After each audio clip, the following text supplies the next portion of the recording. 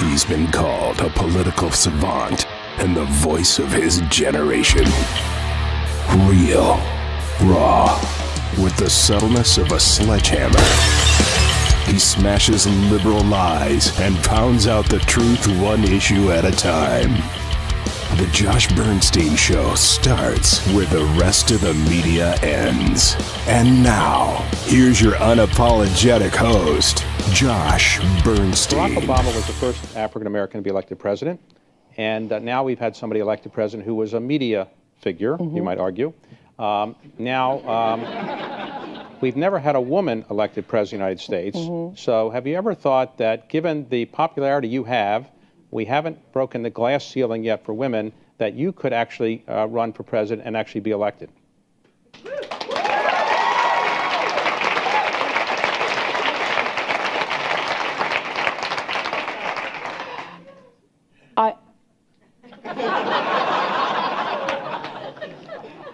I actually never thought that was, I never considered the question even a possibility. I just thought, oh. Right, because it's clear that you don't need government experience to be elected president of the United States, right? I thought, oh, gee, I don't have the experience. I don't know enough. I don't know. And now I'm thinking, oh. Okay. All right. Well, okay. Welcome to another hard-hitting edition of the Josh Bernstein Show. The Josh Bernstein Show starts where the rest of the media ends. The three most devastating words ever spoken in American history, in my opinion, were President Barack Obama. And what could be as equally devastating would be the three words, President Oprah Winfrey. Now, I started this show with the clip of the David Rubenstein interview showing where Oprah Winfrey was asked, would you ever consider running for president? And she said she thought that she needed more experience and that it was something that she thought she had to be in government. But now that President Trump has been elected, her response is, oh. Now, I caused a firestorm on social media the other day, about 2 days ago. Now, let me kind of back up and explain what happened. I was on Bellows Unplugged, the Clint Bellows show, which I do every Friday, and he asked me a pointed question. He said, out of all the people that are running in 2020, that are considering possibly running in 2020 for president against President Trump, who scares you the most? And he rattled off a whole bunch of names, Cory Booker, Mark Cuban, Elizabeth Warren, a whole bunch of people, right?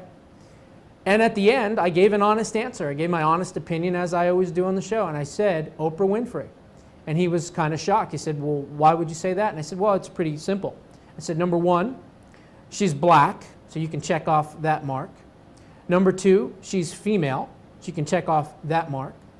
Number three, she's a minority, you can check off that mark. Number four, she has worldwide recognition, name recognition, you can check off that mark. And five, she is a billionaire, you can check off that mark as well. Now, when I wrote this information on Facebook, everybody was just, commenting like crazy. No way, she can't win, everybody hates her, she hates white people, she would never get out of the primaries, there's too many skeletons in her closet, this, and that, right? Well, look, the bottom line is, Barack Obama, the captain of the Kenyan Debate Club, won 2 terms, not one, but 2 terms. So the American people were dumb enough to elect Barack Obama twice. Now, granted, there was a lot of voter fraud involved with both of his victories. I understand that. But the bottom line is, when a minority was out there on the ticket, Barack Obama, the black vote came out in droves. The Hispanic vote came out in droves. And of course, white liberals that are apologists, they came out in droves as well. I personally believe that your days of seeing an old white man or an old white woman for the Democrat Party to be their standard bearer for president, I think they're over, okay? I think that the left learned a lesson with running an old, tired, corrupt establishment politician in Hillary Clinton and getting their ass handed to them. So I think that they're now going to go back to the drawing board. Now, before you say, and I know that she said at the end of the interview that she's not really considering it and not thinking of running, understand this. I have a lot of sources that other people do not have. And my sources are telling me that there is a concerted effort behind the scenes to motivate her and to get her to run, because they think because Donald Trump was this TV personality, billionaire, businessman, that she could then be the counter to that. Now, a lot of you are going to probably disagree with this video. That's fine. But I believe that a lot of the comments that I got were absolutely correct. That she hates white people, that she's a pro-black militant leftist, and she's somebody that maybe can win and maybe can't win. I don't know. I would say that if they did put her up, she would have a better chance, because there are millions of Americans that do not know her comments, do not know some of the things that she has said, and they adore her and they love her as the woman, as Oprah, you know, the commodity that she has become, on the backs of white liberals, by the way, which I'll get to here in a minute. So here's what I'm thinking on this, okay? Oprah Winfrey is the ultimate neoliberal, okay? She's the alt-left in its finest. And the reason that I say that is because she is a socialist.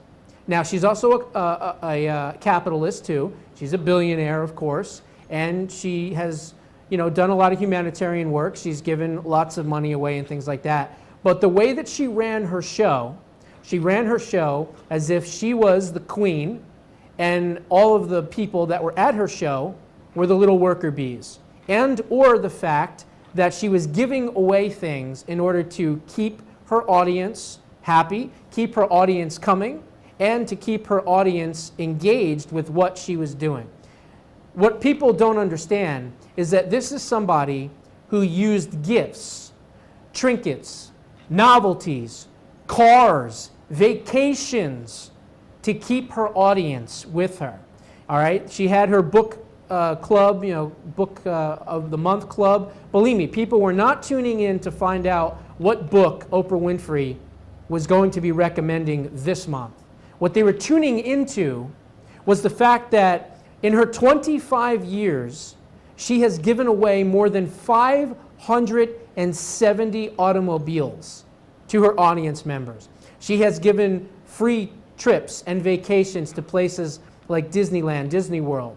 She has given out cooking ware, books, utensils, TVs, you name it. This woman has instructed her staff to keep giving people all kinds of gifts that came to see her show. So naturally, people want things for free, especially white liberals, and so they flocked to her. But here's what's interesting about Oprah Winfrey, and I'm going to play these next couple of clips here in a second. Oprah Winfrey has been built on the back of white liberals, okay? Not blacks, not Hispanics, no. These are zombified white female liberals. As a matter of fact, according to the NBC Nielsen ratings, Oprah Winfrey's main audience throughout her career was female, was over the age of 55 years old, and predominantly white. As a matter of fact, her audience consisted, according to the Nielsen ratings, of 5.9 million whites, 1.4 million blacks, and about 230,000 Hispanics. So essentially, Oprah Winfrey, in her comments, which we're going to get to here in just a minute, basically has bitten the hand that has fed her. Now, why do I say that? Well, go ahead and roll these clips.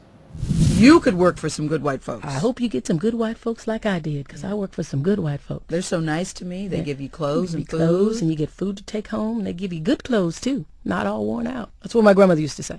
And I now say that I wish she had lived to see that I did grow up to get some good white folks working for me. Working for you. Working for me. Look around here. All these good white folks. There's white people everywhere. Everywhere. One black man in here.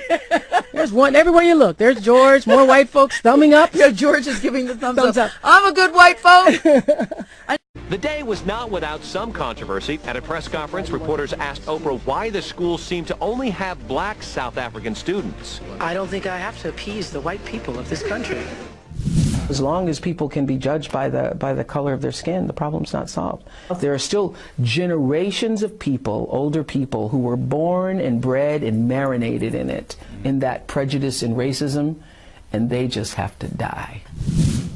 Now, as you can see in these clips, she's talking to her best gal pal, Gayle King, and she says, "Oh, we got us a lot of nice white folk working for us. Oh yeah, we got great white folk. They give us all kinds of things. They give us clothing, and it's good clothing, and it's not all beat up clothing, and this and that. And I really like the fact that we've got some nice white folks working for us."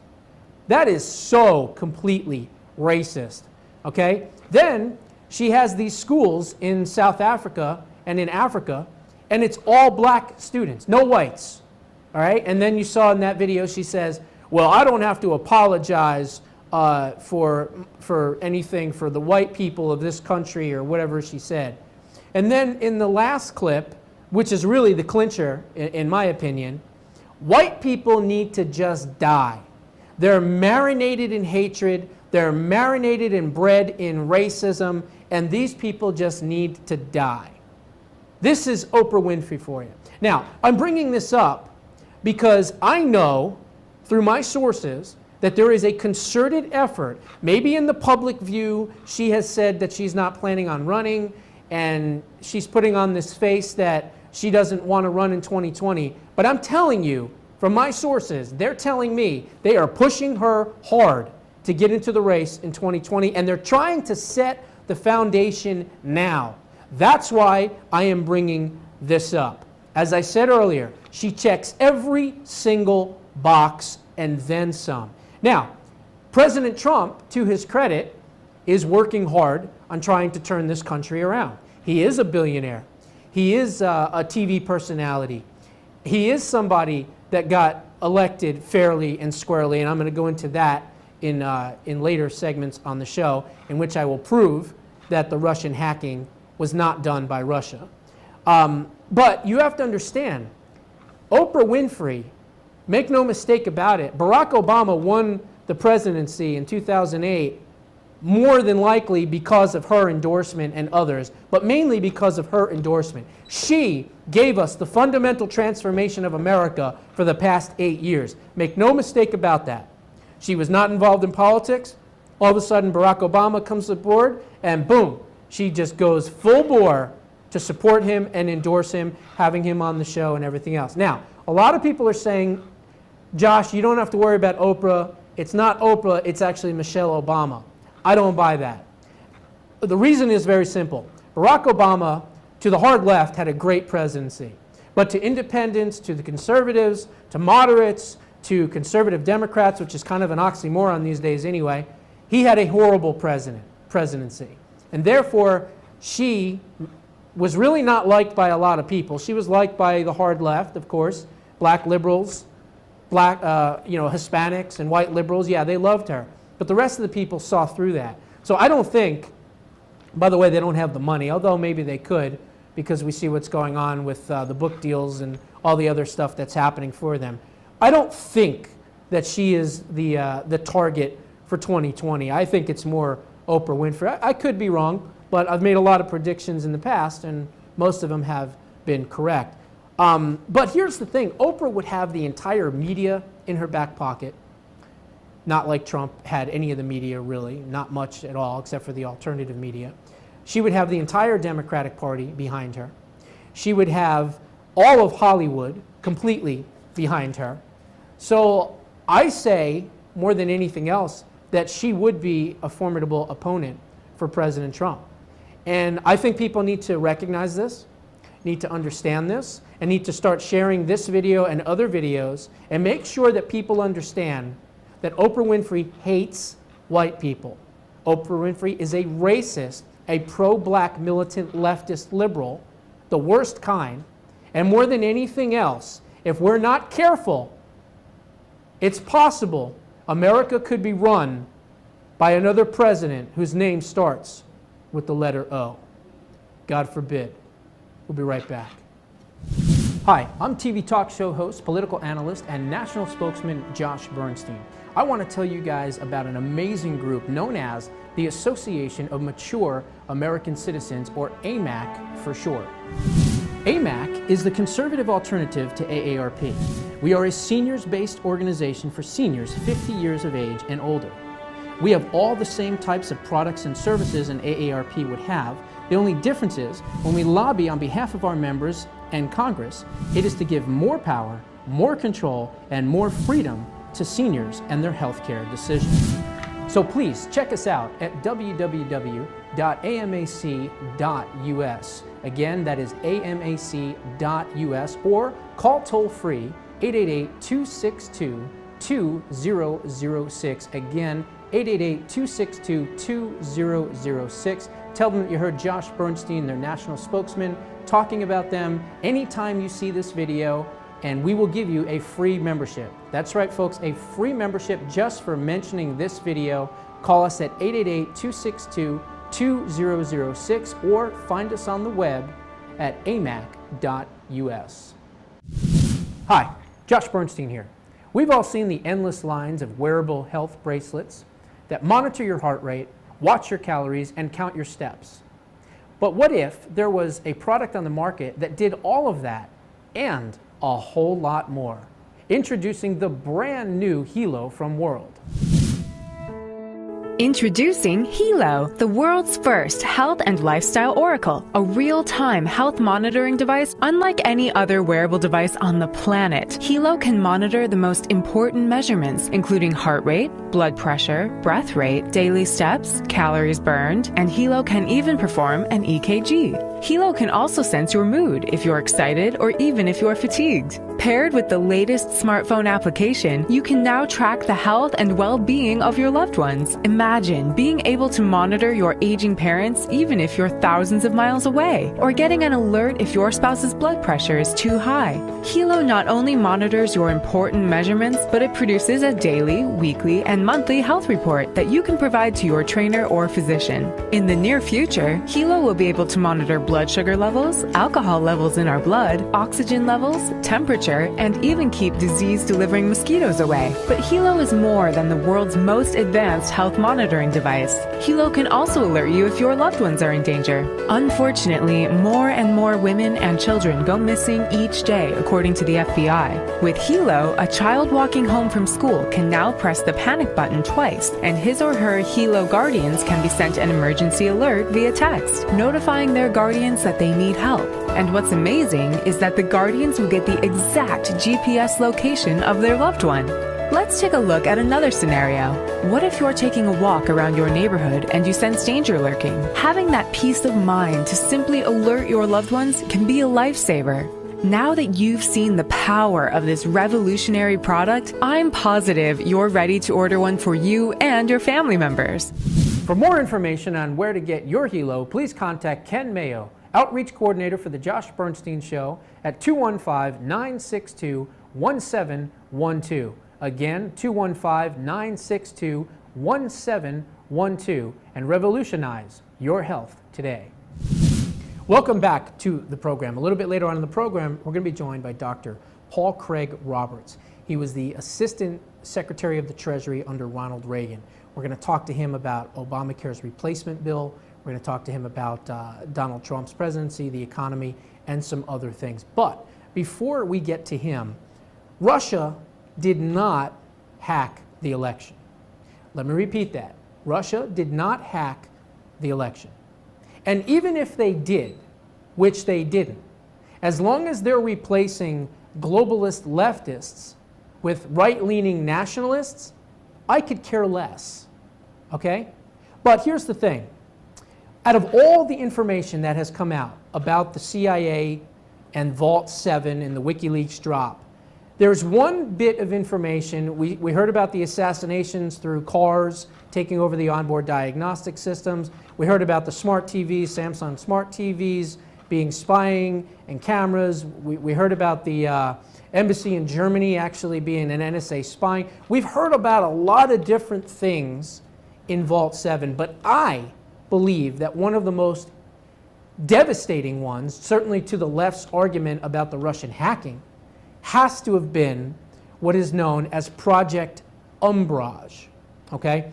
Project Umbrage is a covert spying program which manipulates computer code to make it look like it's coming from outside of the United States and from outside nations, basically international countries, including Russia, China, and other countries. So it kind of works in a way like a false flag cyber terrorism tool. The CIA has been able to clone the exact hacking procedures of many of the world's biggest hacking countries, including the Russians. Then what they do is they make it look like the Russians, in this case, are doing the hacking, when in fact the reality is it is the United States CIA. It is actually the Central Intelligence Agency that is doing this. So what they then do is they turn around with this program and they tell Congress and they tell the DNC and the Democrats and all the other branches of the intelligence community, aha, we got them, the Russians hacked the election. But in reality, it was the CIA. Now, why do I say that? Well, it's very simple. I'm going to explain it to you. Here's exactly how this works. The CIA gathers and maintains a large library of attack techniques that have been stolen from malware that have been produced in other countries, including Russia.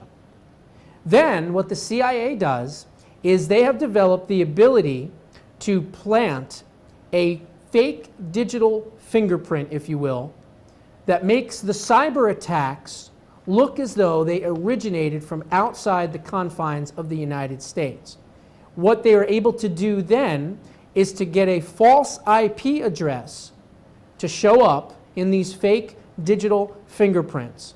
This is how the CIA has been able to make it look as though the Russians hacked the election. Now, many of you watching this might go, well, Josh, how do you know that this is the truth? How do you know that this is actually really what has happened? Well, I think it's clear to see that WikiLeaks has a tremendous record of about 100% being accurate. We saw what they dropped during the DNC. It turns out all of it was true. We have seen numerous drops on the intelligence community through WikiLeaks. All of it has been true. So why are we all of a sudden now going to think that WikiLeaks is wrong on this? I personally believe they are accurate, 100% correct in this. This information came from secret emails from the CIA. This came from the intelligence community. So I believe that this program does exist. I believe that the Democrats needed a boogeyman or a fall guy, and they needed somebody to blame the election loss on, and they picked the Russians. And how did they do that? Well, I believe that the CIA and the entire intelligence community is in Barack Obama's back pocket. Most of the people that are in the intelligence community have been appointed by him. Maybe others have been appointed by George W. Bush and some others, but mostly for the last 8 years, he has been able to appoint the people in the intelligence community. They are the deep state. They are working for Barack Obama to undermine President Trump. So I think it's pretty clear that this happened, and it kills, absolutely destroys the left's argument that the Russians hacked the election. In time, through these investigations, it will come out, if it hasn't already, which I believe that it has, that the Russians did not, in fact, hack the election. It may or may not ever come out that the CIA did it, but again, all you have to do is don't trust me. Just look at Vault 7 yourself, read up on Project Umbrage, and you will clearly see that it was the CIA and not the Russians that actually hacked the DNC and the election. Hi, Josh Bernstein here. We've all seen the endless lines of wearable health bracelets that monitor your heart rate, watch your calories, and count your steps. But what if there was a product on the market that did all of that and a whole lot more? Introducing the brand new Hilo from World. Introducing Hilo, the world's first health and lifestyle oracle, a real-time health monitoring device unlike any other wearable device on the planet. Hilo can monitor the most important measurements, including heart rate, blood pressure, breath rate, daily steps, calories burned, and Hilo can even perform an EKG. Hilo can also sense your mood if you're excited or even if you're fatigued. Paired with the latest smartphone application, you can now track the health and well-being of your loved ones. Imagine being able to monitor your aging parents even if you're thousands of miles away, or getting an alert if your spouse's blood pressure is too high. Hilo not only monitors your important measurements, but it produces a daily, weekly, and monthly health report that you can provide to your trainer or physician. In the near future, Hilo will be able to monitor blood sugar levels, alcohol levels in our blood, oxygen levels, temperature, and even keep disease-delivering mosquitoes away. But Hilo is more than the world's most advanced health monitoring device. Hilo can also alert you if your loved ones are in danger. Unfortunately, more and more women and children go missing each day, according to the FBI. With Hilo, a child walking home from school can now press the panic button twice, and his or her Hilo guardians can be sent an emergency alert via text, notifying their guardians that they need help. And what's amazing is that the guardians will get the exact GPS location of their loved one. Let's take a look at another scenario. What if you're taking a walk around your neighborhood and you sense danger lurking? Having that peace of mind to simply alert your loved ones can be a lifesaver. Now that you've seen the power of this revolutionary product, I'm positive you're ready to order one for you and your family members. For more information on where to get your Hilo, please contact Ken Mayo, Outreach Coordinator for The Josh Bernstein Show, at 215-962-1712. Again, 215-962-1712, and revolutionize your health today. Hi, I'm TV talk show host, political analyst, and national spokesman Josh Bernstein. I want to tell you guys about an amazing group known as the Association of Mature American Citizens, or AMAC for short. AMAC is the conservative alternative to AARP. We are a seniors-based organization for seniors 50 years of age and older. We have all the same types of products and services an AARP would have. The only difference is, when we lobby on behalf of our members and Congress, it is to give more power, more control, and more freedom to seniors and their health care decisions. So please check us out at www.amac.us. Again, that is amac.us, or call toll-free 888-262-2006. Again, 888-262-2006. Tell them that you heard Josh Bernstein, their national spokesman, talking about them anytime you see this video, and we will give you a free membership. That's right, folks, a free membership just for mentioning this video. Call us at 888-262-2006 or find us on the web at amac.us. Let's switch gears onto another topic here before we end this segment. One of the things that I said when President Trump won the election on November 8th and a few days afterwards, I repeatedly said President Barack Obama will be his most dangerous out of all 8 years of his presidency in the last 30 days or so. And unfortunately, I was correct. There's been numerous stories about the NSA, not only spying on us, but changing the rules. Loretta Lynch changed the rules of the NSA to allow the other 16 parts of the government to be able to get the information and share that information. We've seen the secret government that he has set up. We've seen the leaks that have been devastating the Trump administration. The list goes on and on and on. But one thing that I will point out that is new information, and I think a lot of people are starting to learn this and starting to know this, and that's why I'm pointing this out. When President Trump went out on a limb and said that Barack Obama has been wiretapping Trump Towers, everybody was astounded by this accusation. The intelligence community immediately tried to get him to backtrack from his statements. James Comey said that it's crazy to think that this happened. But there have been many others in the intelligence community that have said that not only has this happened, but more than anything else, they may have the smoking gun to prove it.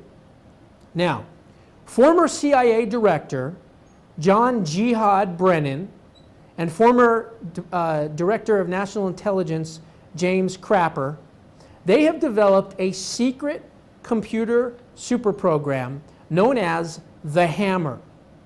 And according to NSA and CIA contractor turned whistleblower Dennis Montgomery, they have tapped zillions, was the words used, zillions of people and zillions of occurrences. Now, we know that in June of 2016, Loretta Lynch went to the FISA court and asked for a wiretap.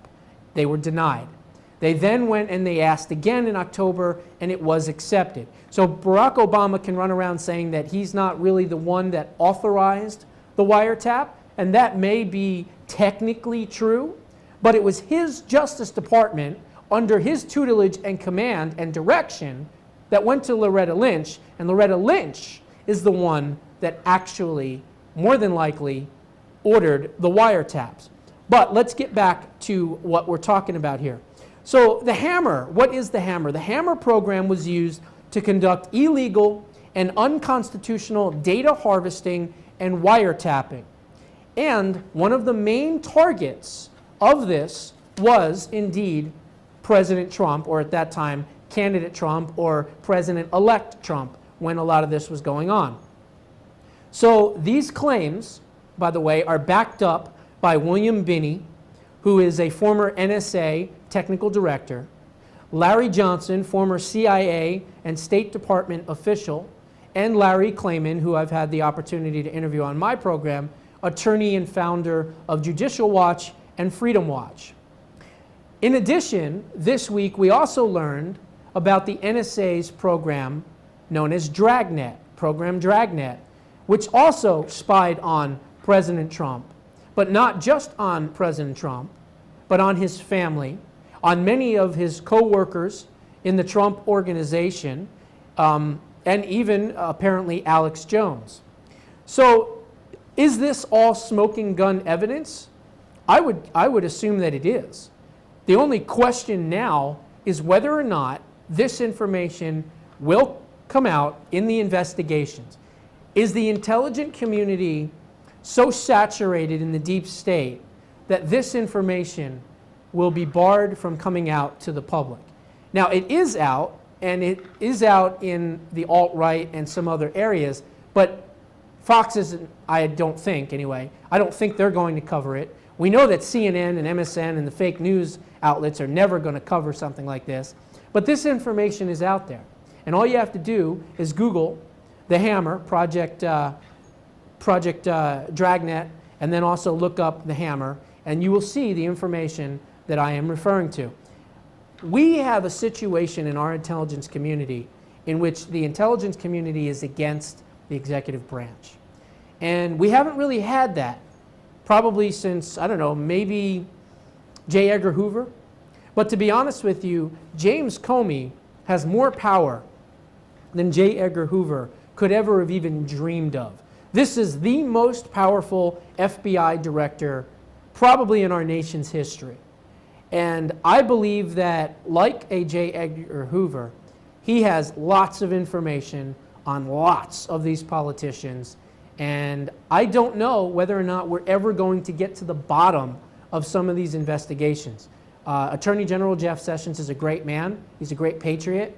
But even he, more than likely, has been threatened to allow these investigations to continue in the capacity in which they should. Because if this was ever a no-frills, completely allowed to go down the rabbit hole, whichever direction it takes us, I guarantee you, not only Barack Obama and Hillary Clinton would probably be prosecuted and put in prison and probably charged under the Espionage Act, which clearly they have violated, but even George W. Bush's administration, many of the people, many of the Republican senators, many of the Democrat senators, many of the Republican House members, many of the Democrat House members, this goes deep.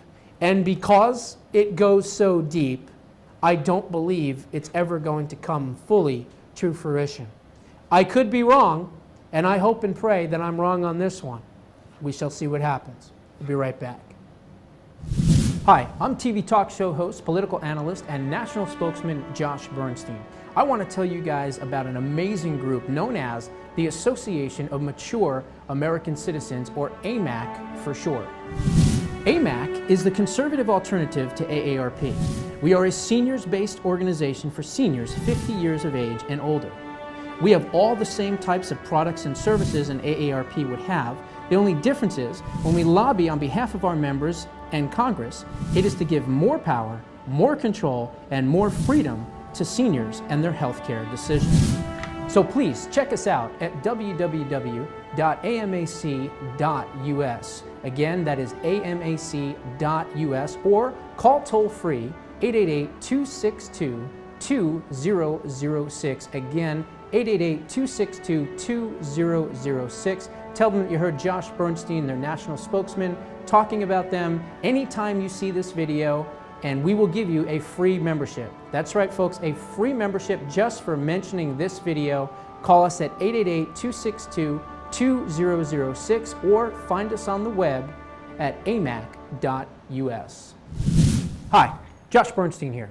We've all seen the endless lines of wearable health bracelets that monitor your heart rate, watch your calories, and count your steps. But what if there was a product on the market that did all of that and a whole lot more? Introducing the brand new Hilo from World.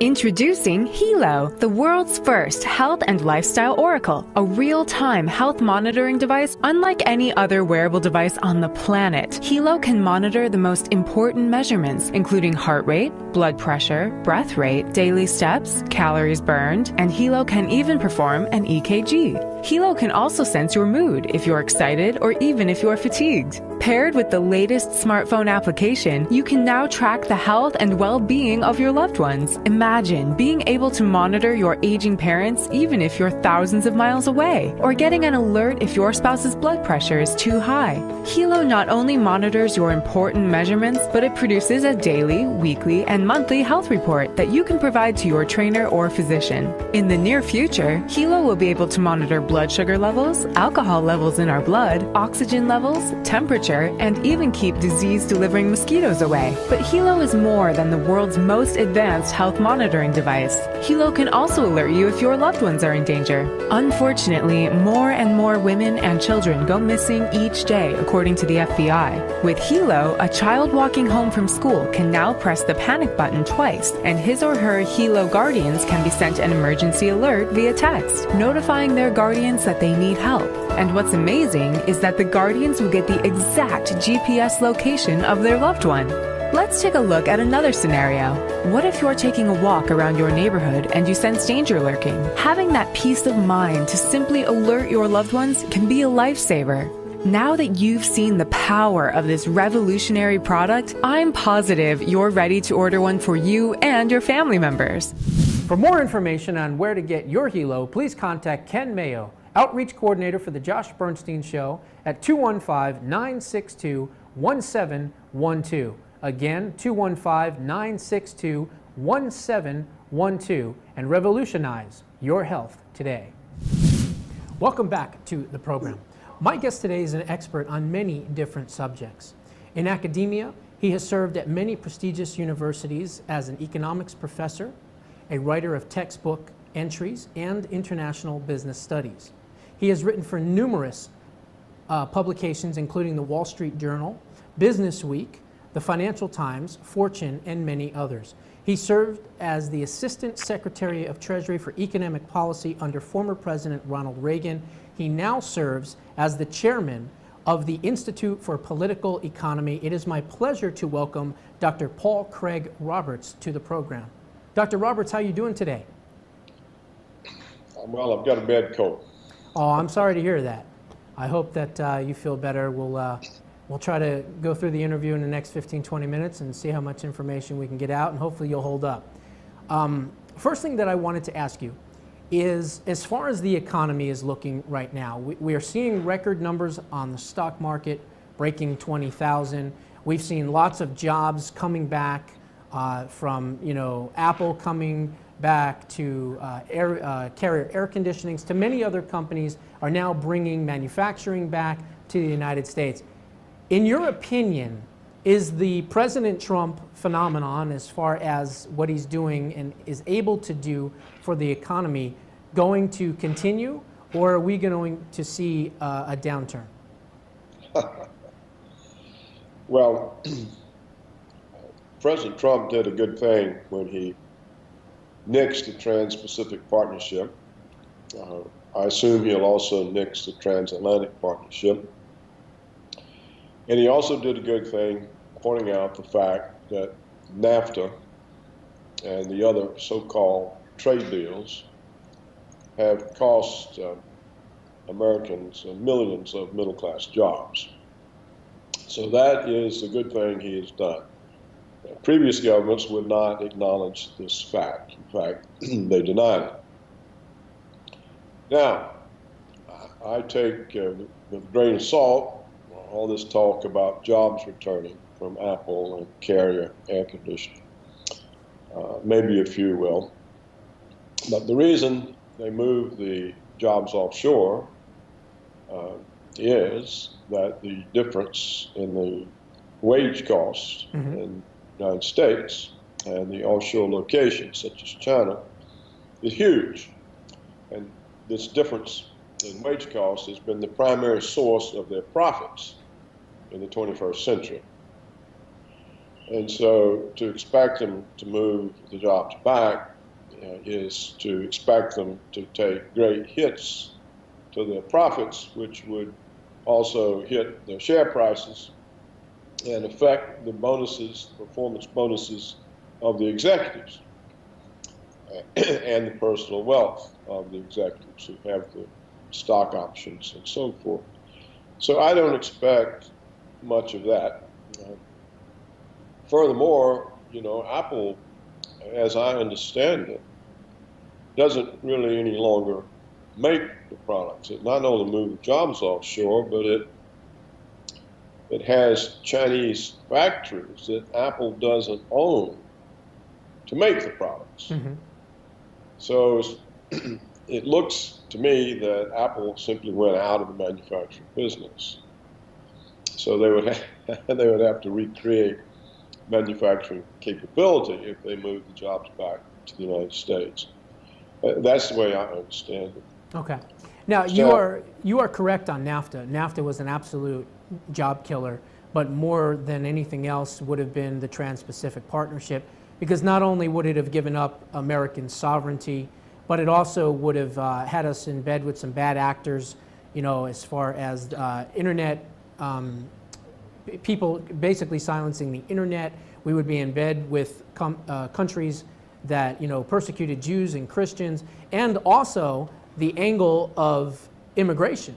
One of the reasons former President Barack Obama didn't push so hard to overturn Judge Hainan's decision against his illegal executive amnesty was because he was thinking he was going to get that.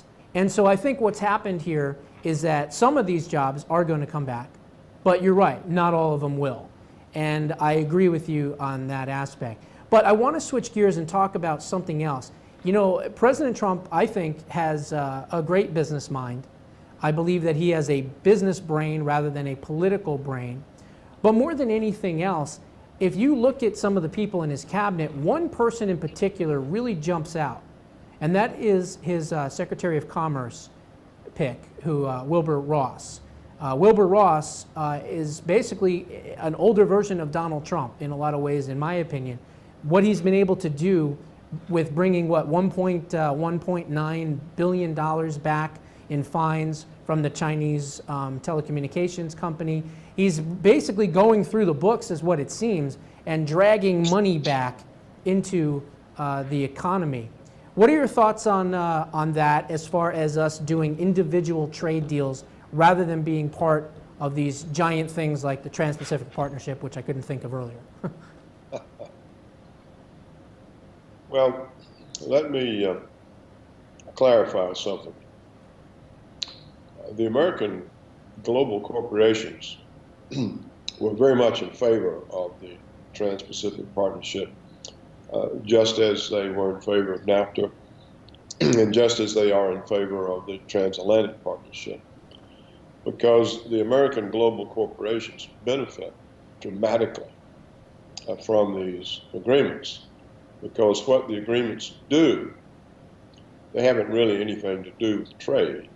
What they do is they make the corporations immune to the laws of the countries in which they operate. So, for example, Monsanto, its GMO products are banned in France. So under the Transatlantic Partnership, for example, France's laws against GMOs would be grounds for a lawsuit of Monsanto against the French nation. The lawsuit would not be heard in the French courts or even in American courts. It would be heard in a corporate tribunal in which the judges are the corporations. So that is the reason the corporations are behind these so-called Trans-Pacific and Transatlantic partnerships. It makes them immune to health standards, safety standards, environmental standards, any kind of standard, because those standards can be shown to adversely impact their profits and therefore are grounds for a lawsuit. That's why these so-called agreements need to be blocked, because they are a way that the corporations overturn all of the reforms of the last 100 years. You're absolutely correct. And I would add to the fact that if something like the Trans-Pacific Partnership was ever allowed to continue on and actually become law, you would have foreign companies basically dragging American companies in front of this UN tribunal or corporate tribunal, as you put it, and suing them and using an international court rather than the American courts. So I think you're absolutely correct. Josh, that's not what would happen. The tribunals are staffed by the corporations, not by any court. By foreign corporations, right? By whichever corporation is bringing the charge. They may be domestic corporations. For example, Monsanto may not like any kind of regulation in the United States. For example, it doesn't like labeling laws. So if Vermont requires that food labels contain evidence that the product is genetically modified, Monsanto can sue the state of Vermont. So it's not a question of them against us or foreign corporations against our corporations. It's a question of the independence of all corporations from all government's laws. That is what those agreements do. So it's a misrepresentation that was put out that somehow only the American corporations would be victims of this. No corporation would be a victim. Only the governments of the countries would agree to the agreement. Right. Now, for the Secretary of Commerce, many of the charges that we level against China are propagandistic, because we see China as a rival, not so much as an economic rival, which they certainly are, but as a political rival of growing influence, which reduces our ability to exercise our will unilaterally in Asia. Because the Chinese are powerful enough to say no, just like the Russians can now say no in some parts of the world.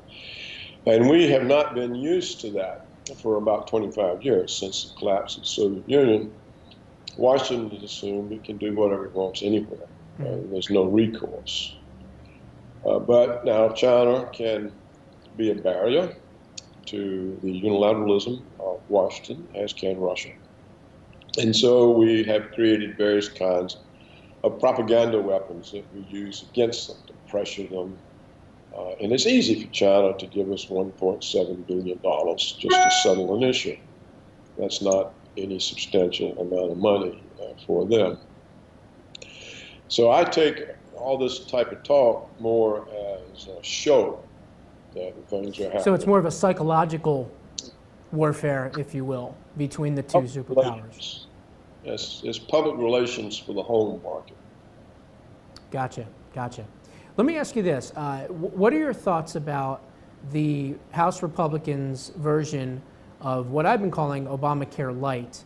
What are your thoughts on the replacement bill and as far as its impact on the economy? It's even worse. It's the same thing except worse. You know, what the country has to have is a single-payer system. The reason the American medicine costs many times more than medicine anywhere else is that every layer in it has to make profits. And so the profit component in the cost of American medicine is extraordinary, and it's why it costs so much. In a single-payer system, there's no profit. None. So, but you're advocating for the government to have a single-payer system? Of course, it's the only solution. There's no other workable solution. It'll have to be just like the British, just like the Canadians, just like the French, just like the Germans, just like the Russians. It'll have to be a single-payer system. National health is provided just like old age pensions. We already provide a form of national health to retirees, Medicare. It needs to be provided to everyone. Otherwise, you have people whose medical bills are many times their annual incomes.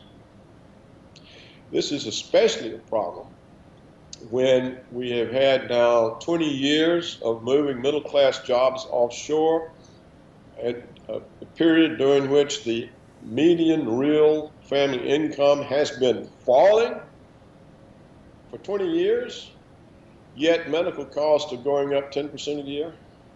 This is not a workable solution.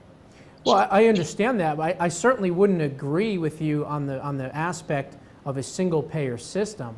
I think, you know, the more the government's involved in our health care, the worse it's going to get, and I think you can clearly see that from the past 8 years alone. I think if you're going to fix the system, you get the government out of the healthcare industry. Listen, the government is not in the system. The insurance companies are. All Obamacare does, Obamacare was written by the private insurance companies. They wrote the bill so that money that could have gone for health care goes to their profits. Well, I understand that the insurance companies are certainly part of the issue and the problem when it comes to providing the health care. It's nothing to do with the government. But it's a centralized program. So to say that we do a one-payer system, I think that you just eliminate competition from that. Every corporation is centralized. Apple Computer's centralized. Microsoft is. Levi's, whatever. Mm-hmm. So, you know, you're using terms that don't really mean anything in the context.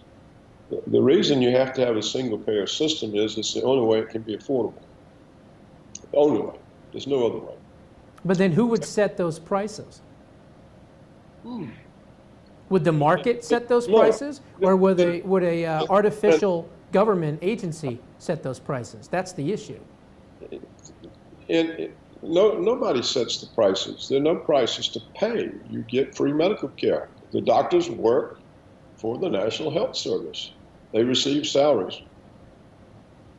Okay, but what about heart surgeons or brain surgeons? Work for the National Health Service. They don't have to make profits. If they run an internal deficit, it's covered by the state.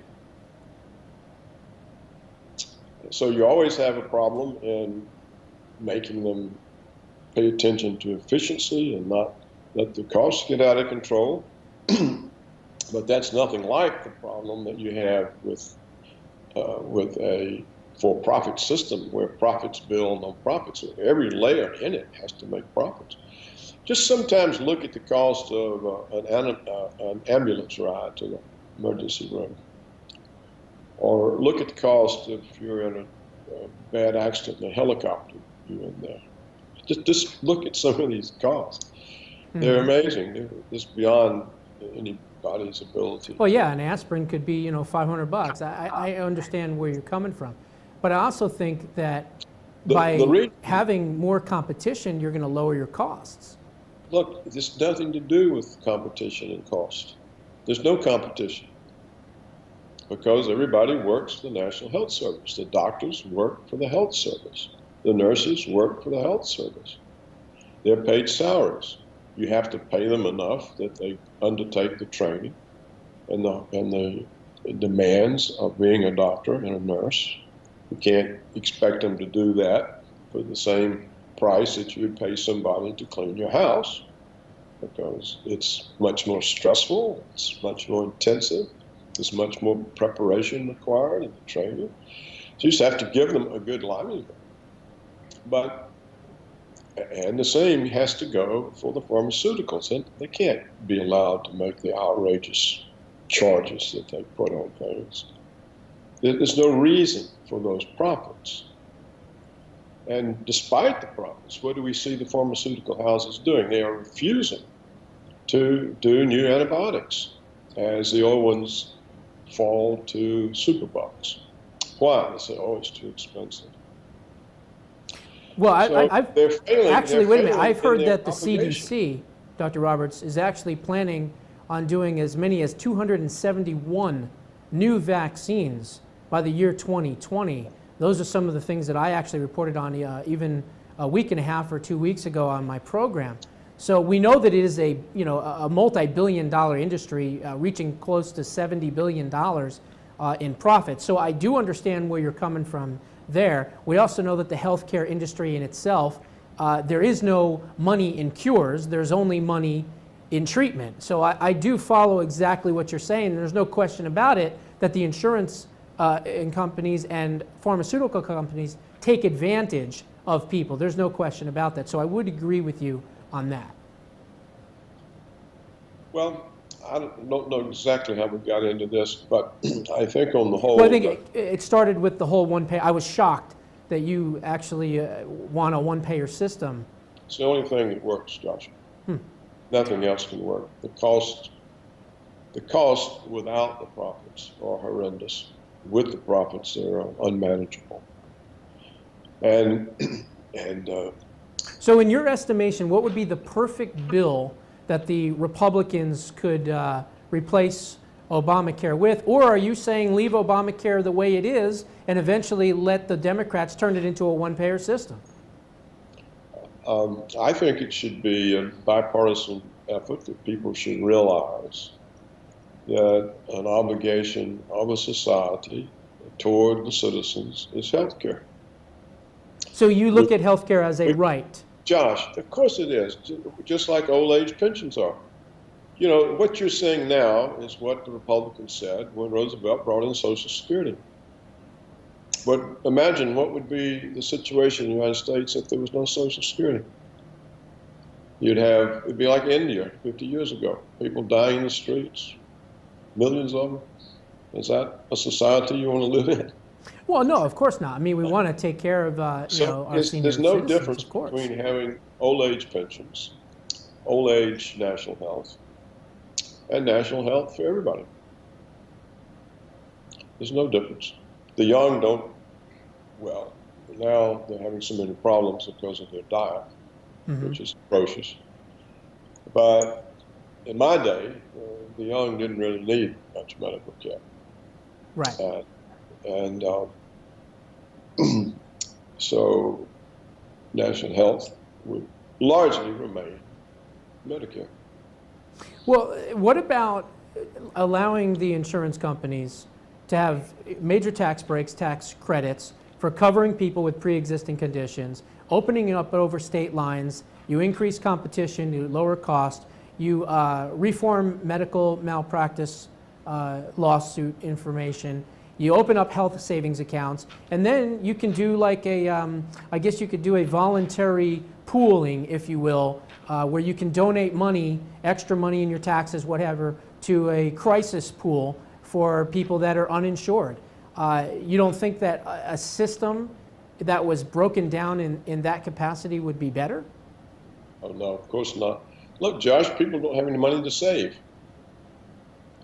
The vast majority of their money is siphoned off in fees and interest to banks, either on their mortgage, their cards, student loans, their credit card debt. I mean, you've got huge numbers of Americans who are living on a credit card, and all they can pay is the minimum payment. So the balance grows. That's true. So how are they going to save for a health savings account? I mean, it doesn't do any good to give them a tax deduction for something they can't save anyhow because they haven't got any money. When you've had real median family incomes stagnant or falling for several decades, what money do people have? Right. To save? They can't really. This is the reason the economy can't go anywhere. There's no growth in consumer income, in real consumer income. See, but I was always under the impression one of the reasons the economy can't recover is because of Obamacare, because it's centralized through the government. Small businesses, which hire the majority of people, are scared to death of this program. They're being mandated to provide certain services. I'm not defending Obamacare, but it's got nothing to do with the trouble the economy is in. The economy is in trouble because the corporations moved millions of middle-class jobs offshore. I would agree with that. Absolutely. So everybody who had these jobs now have a lesser job. Not only that, but the tax base of cities and states was ruined by the offshoring because there went the jobs, there went the corporations. And also the pension systems of these states and cities were ruined. And so now we're seeing people who were expecting a pension, all of a sudden it's not there anymore. So you've got huge income pressures on the American people. And there's no way they're going to be able to pay these exploding healthcare costs. You know, Obamacare was, it happened because the Republicans, a century old in their thinking, were saying, oh, socialized medicine. And they blocked single payer. And so it was turned over. The Democrats wanted to have some kind of success. So they told the insurance companies, okay, write a bill that you can get your Republican buddies to support. And that's what happened. Obamacare, it has one good thing, and that is the insurers can't drop you because right. I agree. Covering pre-existing conditions is a humane thing to do. I would agree with that. I just don't agree with the government doing it. But even the people who get the subsidized premiums, they can't afford to use the policy because they can't deal with the deductible and the copays. The deductibles and copays are so high that most people who have these things can't use them. Right, but they've also put the pain that is the financial pain of Obamacare in the later years, in 2017, 18, and 19, because the states were subsidized through the subsidy programs at 98, 97%, and each year that percentage goes lower and lower and lower. So who's going to make up that difference? It's either going to be the states, they're either going to file bankruptcy, or they're going to come to you, the taxpayer, and they're going to raise your taxes to pay for those shortfalls. So when the Obama administration says that 16 million people were covered, it's just not true. Maybe you're six fighting and a half. the wrong battles, Josh.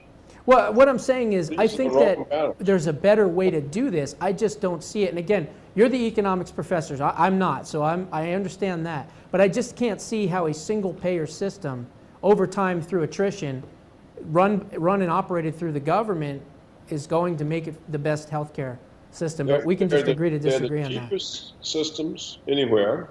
And if you ask anybody in France or Canada if they would trade this system for ours, they would say, of course not. over our dead bodies.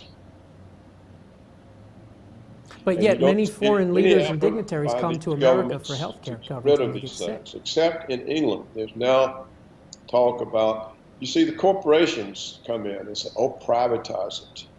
We can make it more efficient. And what really happens is they turn it into a profit-making operation.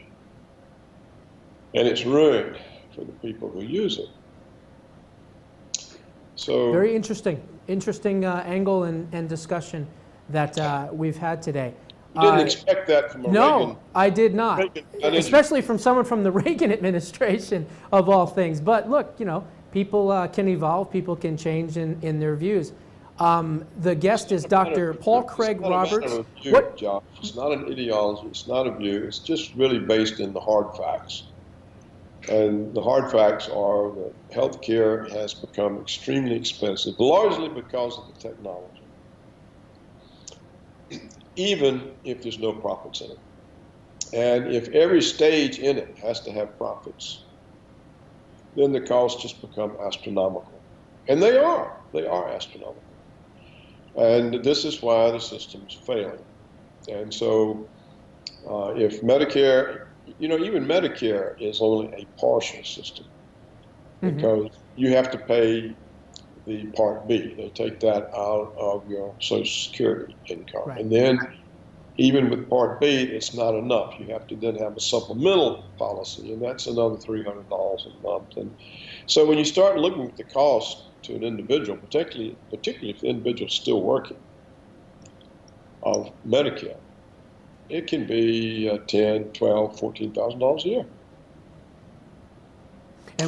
So it's not even a national health service. It's a very expensive form of.